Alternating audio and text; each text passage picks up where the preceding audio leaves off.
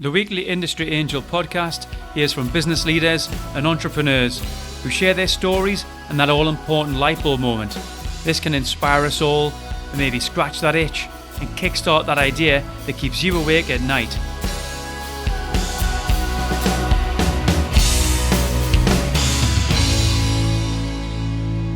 Welcome to episode 47 of the Industry Angel. I hope you had a good Easter. We took a few days off here at Far North to spend some quality family time together, which was great. You might hear in my voice, I've got a little bit man flu. That was a little pause for you to say, I'll just crack on with it. So, yes, it was a nice break. It helped freshen up my brain for creating content. And on the subject of content, we've got a lot for you today. And it dovetails quite nicely into last week's episode, which is on culture. It was well received by you guys. Thanks for all the messages. So no shout outs today. We're going to get straight into this week's episode. Thankfully, it was recorded before I got man flu, so you won't have to have the pain of my awful voice. Okay, let's crack on. Today we are speaking with health coach and corporate wellbeing program creator, Lawrence Mitchell. Welcome to the show, Lawrence. Thank you. Yes, no, it's good to be here. Excellent stuff. So, Lawrence, firstly, you're a Brit on the other side of the world from Sydney, yeah? Yes, no, I'm based in Sydney now. I've only been here for 4 months, so still quite new. Right. What do you want to tell us a story? Why? What are you doing over there?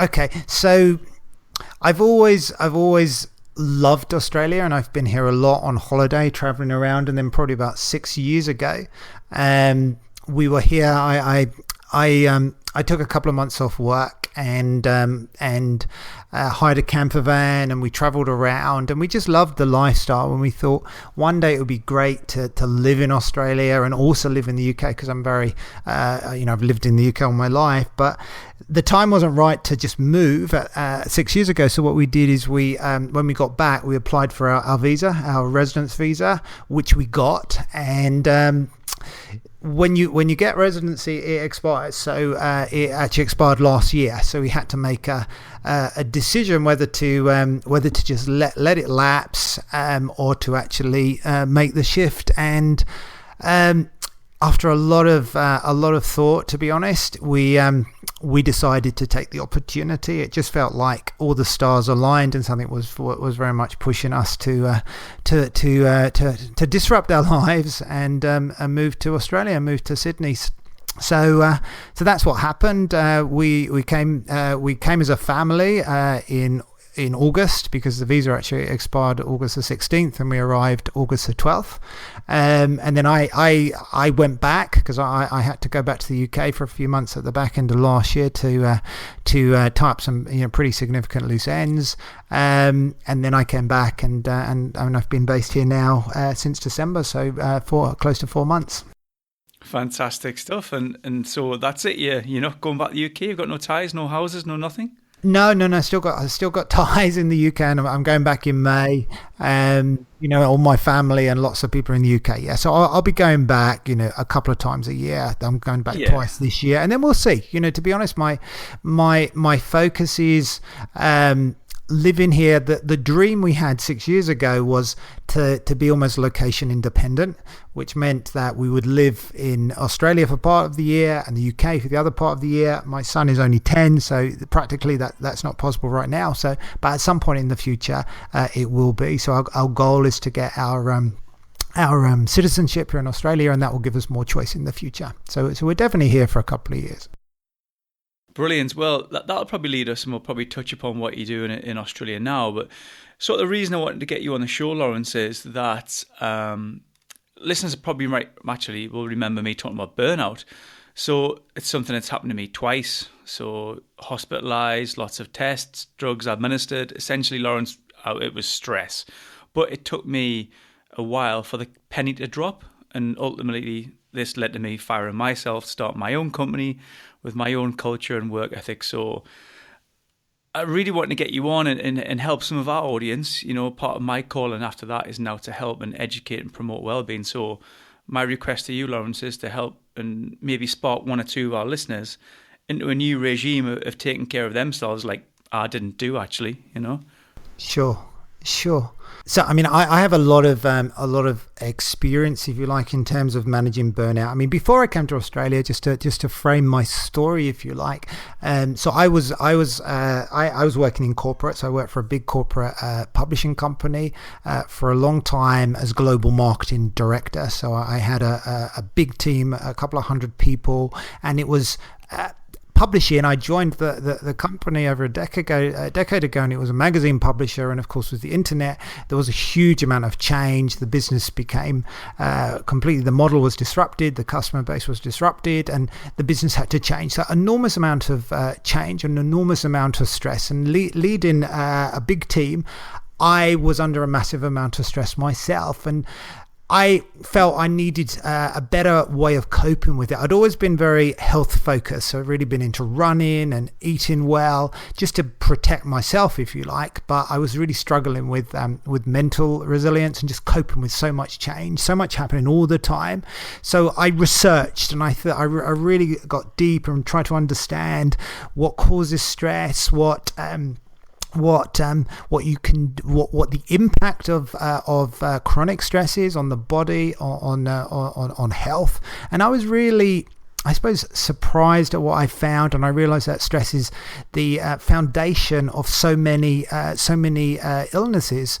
And by the time I'd done all this research, and I pulled together a better well-being toolkit for myself to make sure that I was resilient. So I've introduced, over the last decade and more, as well as my running, as well as eating well, I've introduced practices like meditation and taking breaks, and just really looking after myself to make sure that I can be strong. So as a leader, I don't allow myself to burn out, and I've come pretty close many times in my career.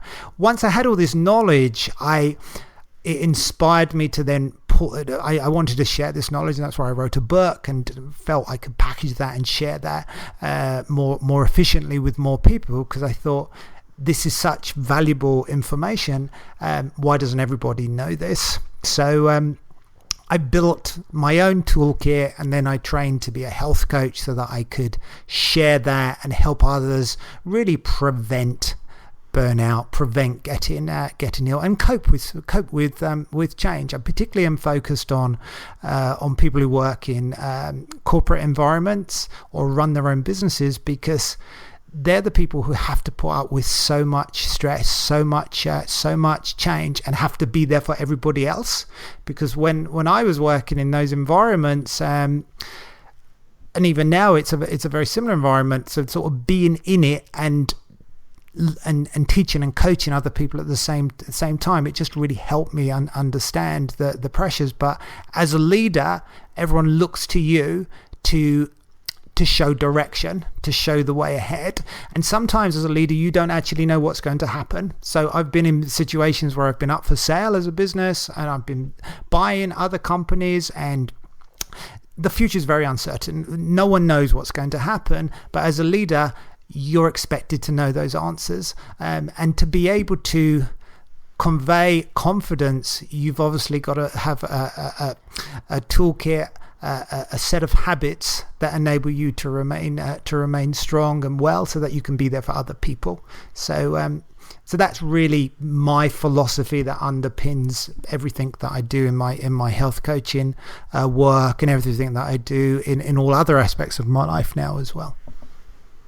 That's really interesting that you, like me, had a bit of a catalyst, so you were facing it and then you kind of delved into it, which I did as well. And you look into yoga and meditation, what can you do? But again, we're very similar, Lawrence, in the fact, I do a lot of exercise, I run and ride and, eat well. But it's the sort of mental side, isn't it? Where, I don't know about you, but, we're British, stiff upper lip, you kind of push all that to the back. And what I found was that if I wasn't running or swimming, for instance, I wasn't thinking, and I've said this a few times on the show, that's my time to think and compartmentalize things that have happened during the day and put them into the various boxes, if you know what I mean. Yeah, no, completely. So I think exercise is a major a major tool to help cope with mental with mental stress. I think the nature of work, a lot of us are knowledge workers today, and therefore most of the work is in our heads. If you're restructuring, you're making decisions that impact other people's lives, and of course that affects you. You think about it a lot, so it can be very hard to actually get away from work, and that's really what I struggled with, and that's why the running helped me, as you say, really get clarity, understand the problem, so I could think about solutions. So many times, and I run like most days, I run to the office, and I'll run. Living in Sydney now, it's fantastic for running. But I would often go out with a problem and come back with a solution. It's incredible. it's incredible for me. And now, like when I started running a long time ago, it was all about physical well-being. I wanted to run faster. I wanted to feel better.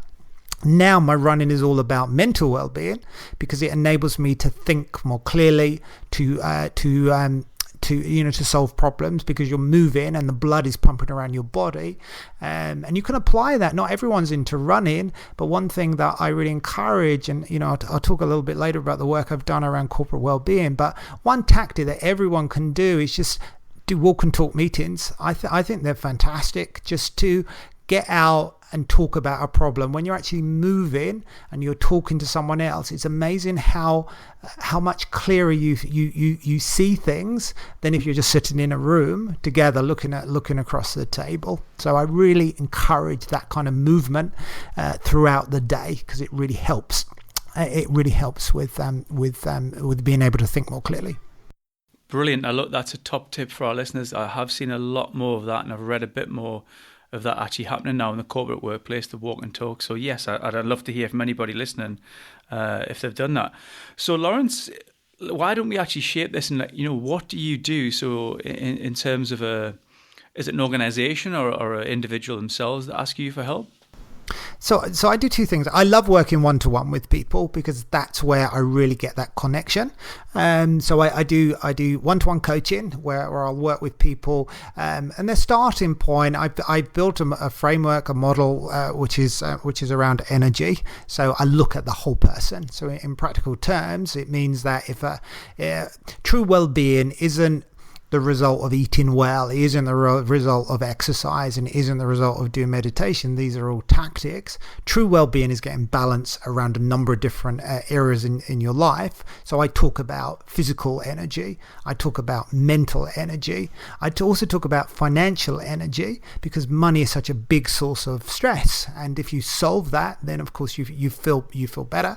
And I also talk about social energy, because if you haven't got the right people, the right relationships, then your well-being will suffer. And really, all of these different parts of your life are interconnected. So if you're eating the best diet going and you're running, but you've got no friends and no money, then you're not going to be your well-being is not going to be as great as if you have more balance in your life. So I really work with people one-to-one to help them get more balance, and everyone will have a different starting point or a different problem to solve, but that framework will guide our conversations, guide our coaching sessions. And for me, food is the very foundation, because that's the way I see it, is that if you start with the food, you clean up your diet, it's amazing how much change that creates in your life. Because if you're eating a really highly nutritious diet, you're pumping your body with nutrients, your whole body changes, the way you think changes, and that gives you so much more energy that enables you to earn the money, to change your life, to do all the things that you want to do. If you're feeling really lethargic, if you're feeling energyless, then it's quite hard to do your best work or to help the people in your life that you want to help. So that's one thing. Go ahead. I was just going to, if you don't mind, can I just jump into the food side, because I'm really interested in the nutrition side. So what we're talking here, Lawrence, is starting the day off well with a good breakfast. What would fruit smoothies? What would you suggest? Okay, so my diet is plant based, so which means I don't have I don't eat meat, and I don't have dairy products either. But that's a personal choice. So my whole focus and what I recommend to others is to have the highest quality diet that you can get. So in practical terms, that will mean that you eat a balanced diet.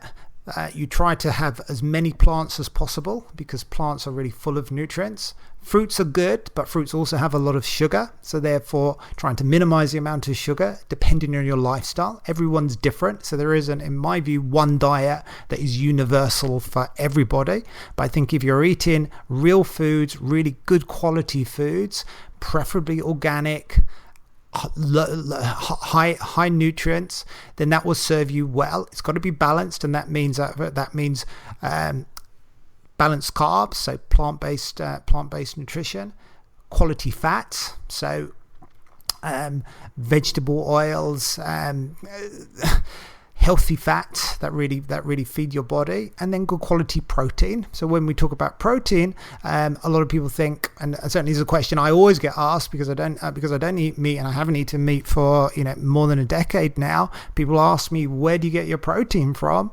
And of course, I get loads of protein from eating plants. That there's so much protein in so many different plant-based foods. But you need to know that and understand that. So becoming a student of nutrition as much as you can, because it's so important. But yeah, starting the day with a breakfast. I mean, if I just say what I have, so I will start the day with a really high quality nutritious smoothie. It will be very plant based, so it will be green, have loads of greens in it, and then I'll add coconut oil. I will add different supplements to really increase the nutritional content, and then I'll also add some berries, some blueberries or whatever's in season, and that's what I'll have. That will start the day for me. And then at lunch, I tend not to have a lot of lunch. I don't need a lot of food during the day, so it's know your body, know what your energy's like, and you respond to that. But lunch, I'll have a large salad or something like that, and then I'll have something in the evening. I love snacking as well throughout the day. I'm that kind of person. A lot of people are into snacking, so I tend to snack on things like nuts, seeds, those types of things. But it's all about keeping your energy high and having as many fluids as you can during the day. The recommendations are always things like 8 glasses of water. I tend not to make those kinds of recommendations because I believe that if you're having a good quality diet, 70% of your diet, if you're eating a plant-based diet, will be fluid, and therefore you'll get a lot of liquid into your body throughout the day anyway. If people want to eat meat, I'm not opposed to eating meat at all, but it's good quality. So eat the best quality you can get. Excellent. Well, thanks for that. Like I say, it's something I'm quite interested in. So I did jump in. I'm not sure where you're going to go after that. Sorry, the next point I was going to make is that I work one-to-one with people, but I also the bulk of the work now is working with corporates, so almost coaching a whole organization to health. And this is really where I've had a lot of experience over the last few years. So if I just tell you a little bit of a backstory here. So at the beginning of 2014, I was global marketing director for a big publishing company, and the company had about 3,000 employees. And I realized at the time that I was in a position of influence because I'd had my own personal health journey, as I described, and I'd also been working one-to-one with people in a health coaching capacity. But I'd always kept my day job, my corporate job, separate. But at the beginning of 2014, we were around the board table and we were talking about change, and we were talking about growth. The business went through a big change curve, as I mentioned before, and it flipped. It became a digital publisher. It became a software company, so completely different, and it's been a big success story. But the people were really struggling. People were struggling with stress. People were really struggling with burnout, and at the beginning of 2014, I realized that we were talking a lot about people and recruitment and retention and these types of things, but what we weren't talking about was the health of the employees. How can we create a healthier workforce?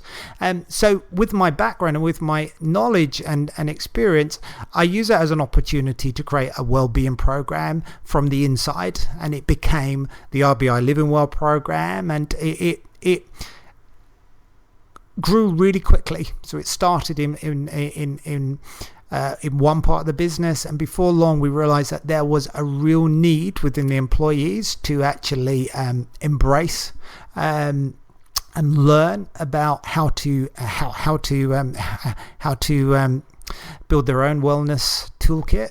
And also from a business point of view, we realized that if you do have a healthier workforce, then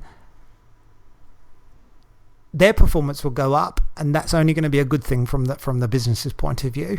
So I did that for 2 years, up until the end of last year. So it launched at the beginning of in the middle of 2014.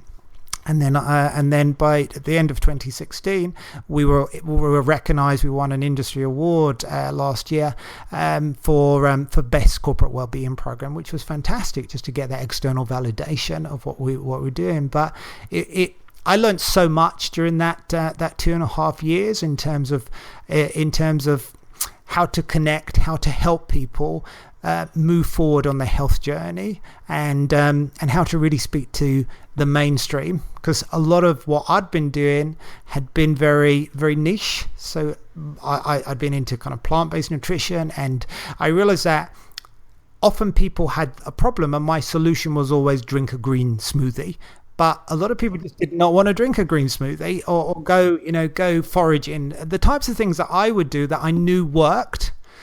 But it's not only having the knowledge that these things work is all very well, but people need to do them, and do them on a regular basis. It's all about habits. And I was struggling as a health coach before I did the corporate wellbeing program, because people were not taking my advice and implementing it in their lives on a regular basis. So they would start with the green smoothies, but then they would fall off the bandwagon, and then they'd be returning to drinking Coca-Cola and some of these other soft drinks that were not best for their health and their well-being. So the work I did around creating the RBI Living Well program over the last couple of years, and again, it was a holistic program looking at the whole employee, thinking about their whole life, so both at work and out of work. And the program was based on a philosophy which pretty much said, as an employee, you are responsible for your own health and well-being. But as an employer, we are responsible for making it easier for you to be healthy.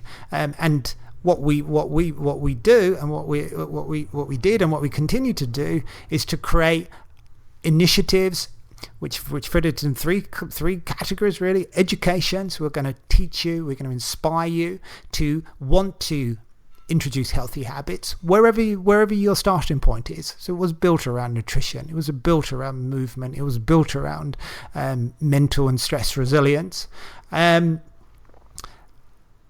well as education will help you become part of a community, because that social well-being is really important. And when you work for a big company, you are part of a community that's already been created.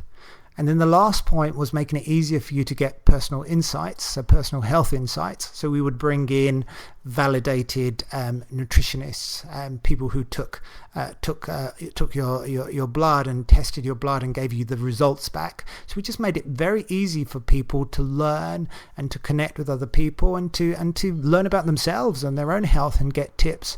And that went remarkably well from a cultural point of view, because the starting point was, how can we create a healthier workforce so that we can be a higher performing business? How can we have a higher performing culture?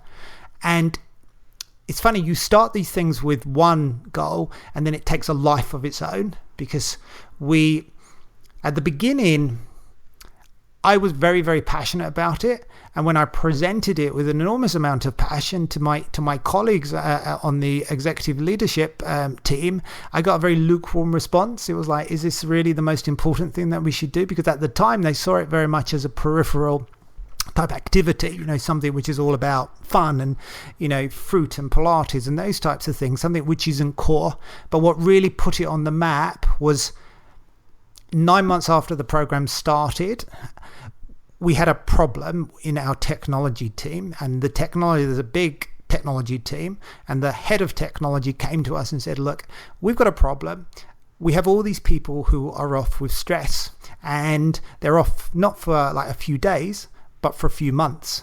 And not only that, but because we run quite small teams, when one person's off, the rest of the team struggle, and they're under even more stress because they're a man down, and we can't seem to see a solution to this. Can you help?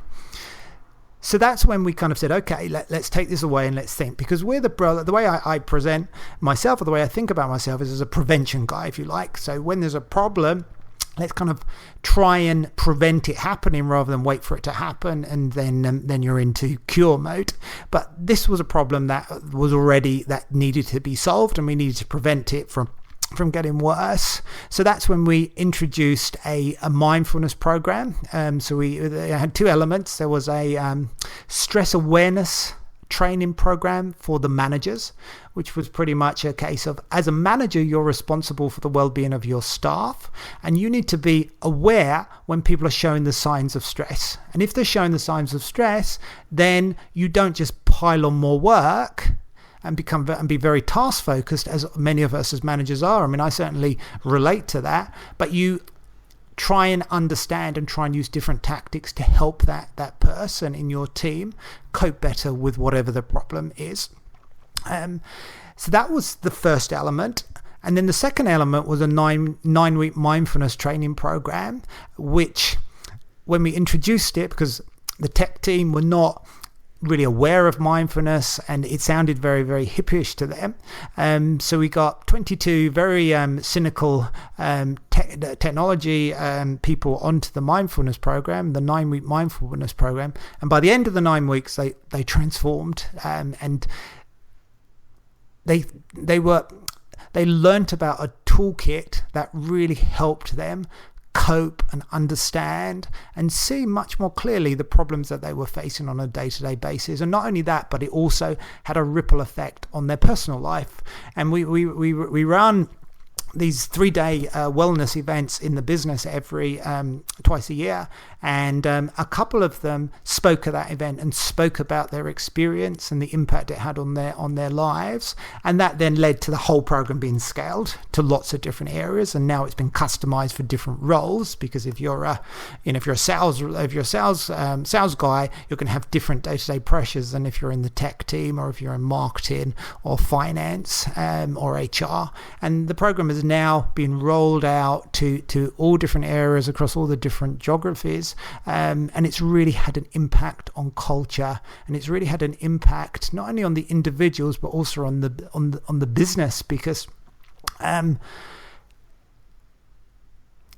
perception of the business by the employees is much greater. The employees think, well, if the company's willing to invest in us, then this is great. So the employer brand perception really went up, and then that has an impact on retention, but also has an impact on attraction, on recruiting new staff, because people like to work for companies who have a strong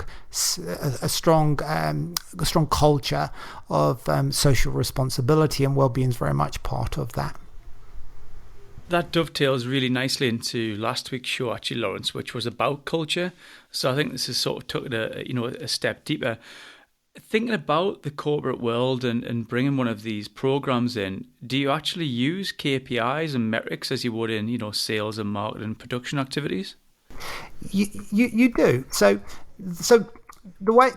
because my background's marketing, I've always been in marketing and customer experience, so I applied the same approach as I would do if I was launching an external product. So I follow a discovery step, understanding what are the problems we're trying to solve, and various different techniques to understand the problems from the employees. We did a survey, we did focus groups, and we looked externally at what best practice looks like. That was the very first step. And then it was a test and learn. So once we knew the problems, then we created an event to see how people would respond.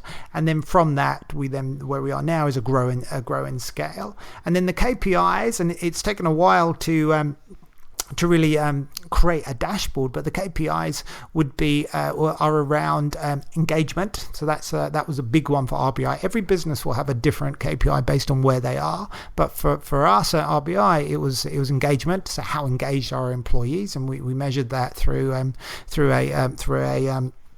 number of different tools, but that gave us a KPI to track. Then we also measured retention.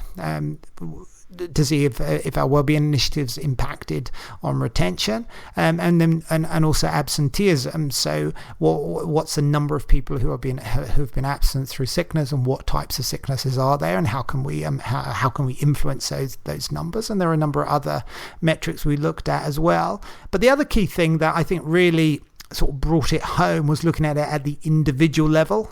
So, for example, somebody would come on, someone would attend a talk on nutrition. That person would hear information that perhaps they've never heard before in their life. They would then go away and change a habit.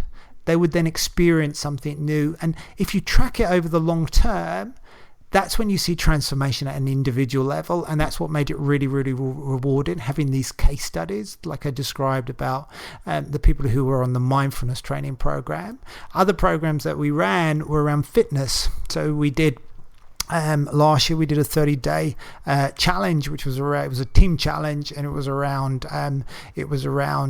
fitness. So movement. You had to get into teams of 5, and the team that went the furthest, had the greatest number of steps, won a prize, a cash prize. So we got a huge response. I think it was about 500 people entered, and then by the end, we had a lot of people who had experienced exercise for the first time in a long time, and then some of those people then went on to cycle to Brighton or run a marathon, because they were very inspired by the impact that new habit had on their lives. So it was a combination of measuring those kind of top line metrics like engagement, but then looking at it at an individual case study level to really understand that investment. But as a business, and because I left the company at the end of last year, I was very conscious that it needed to be able to scale and live beyond me being there. It needed to have proper KPIs to ensure that the investment continued. And what I felt very encouraged when I was leaving was that it was so embedded in the culture, and the employees wanted it so much that it was a bus that was it was a train that was traveling, if you like, and the investment has continued through this year, and I'm still involved, but from a distance. That sounds really rewarding, and in my mind, the one word that kept springing into my mind there was happiness. So was that something you could gauge, before, during, and after? You could gain happiness and motivation, engagement, because there are so many different inputs, but certainly around engagement and employee, the perception of the employee brand during particularly during the events. That was something that you could engage. The other metric that we're looking at now is around resilience, because we started with a focus on health in a broader sense, but because mental resilience has become such a big part, it's a knowledge-based business as I described, what we're looking to do is introduce a metric around resilience so that we can track that in the same way we can track like a happiness index or a customer satisfaction metric is a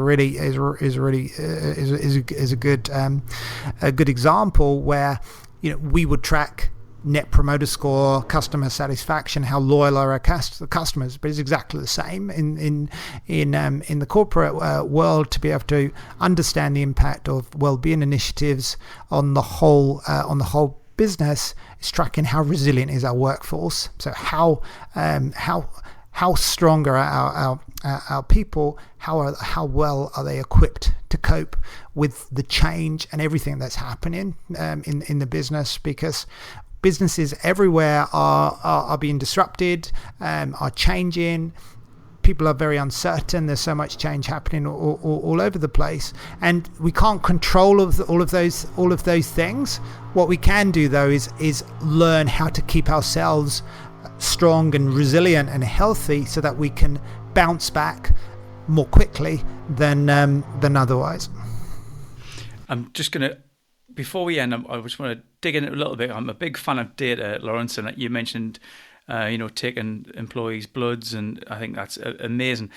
Do you know, I'm going to put you on the spot, do you know any stats around sort of the average workplace happiness, or, is there anything you can throw at us?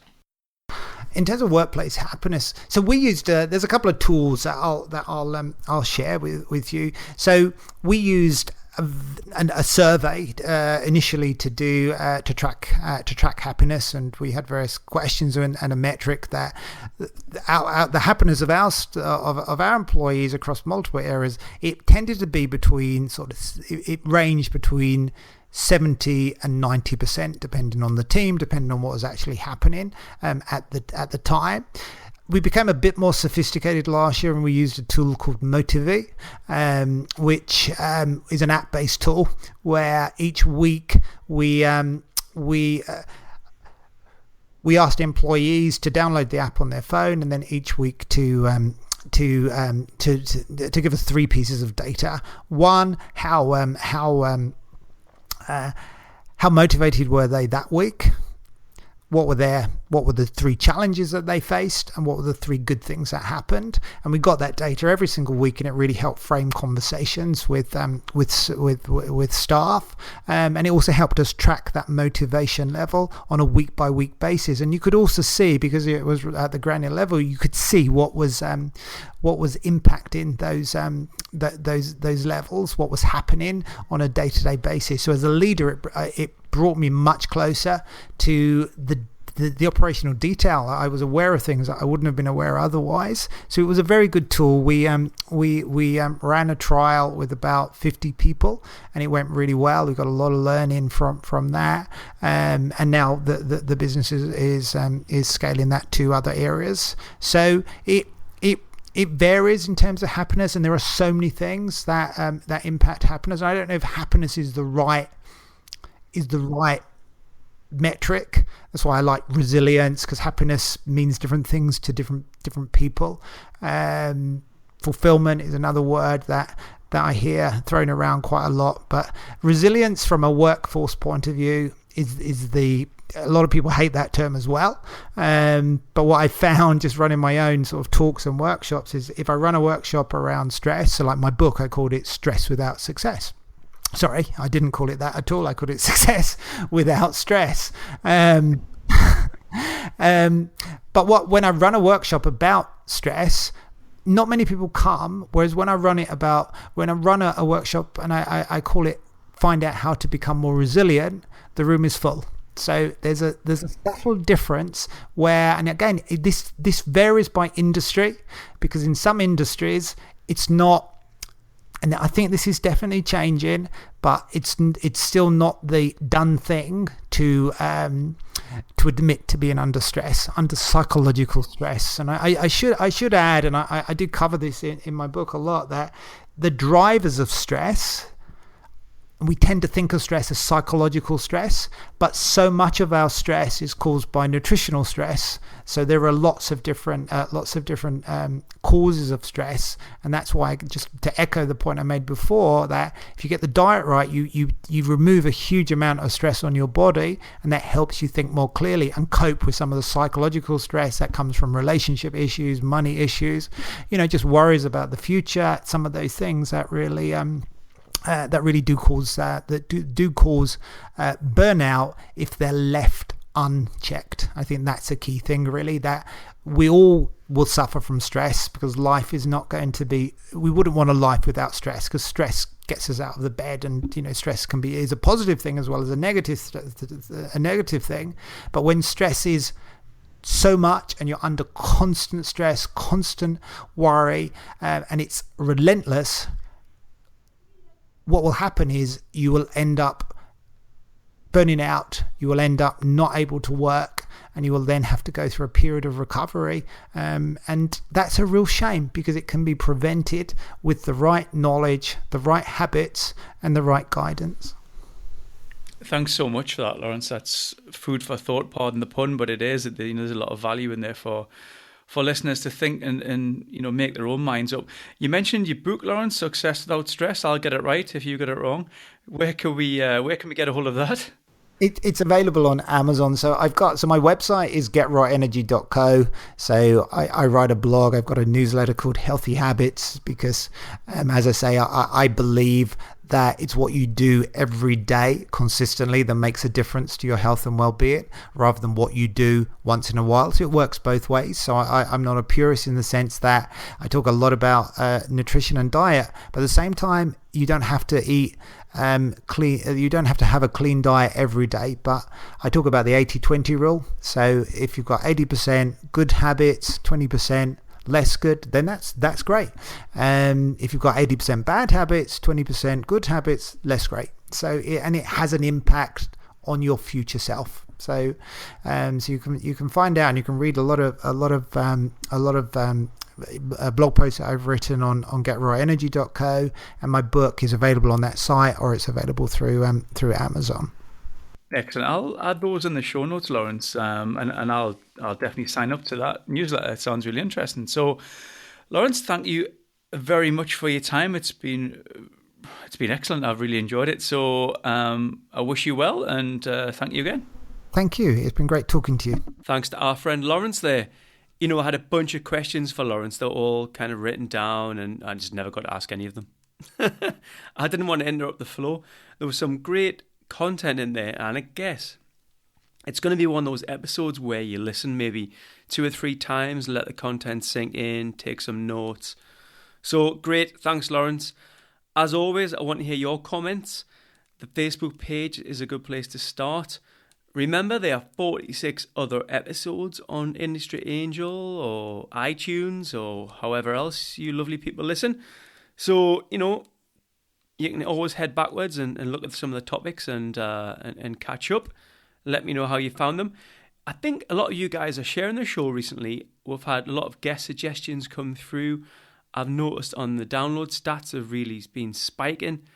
And I'm guessing it's come down to you, sharing to your audience, to your followers, to your Facebook channels, which is great. It's really good. Helps us extend the show out. If we've got good download stats, we can attract, some real good guests. So thanks for that. Really appreciate it. Keep sharing, keep spreading the word. If you want to know more about me and my business, you can check out far-north.com. Hit all the social channels. Let's keep the show really kicking on. So until next time, I'm Ian Farrer. This is the Industry Angel, and thanks for listening.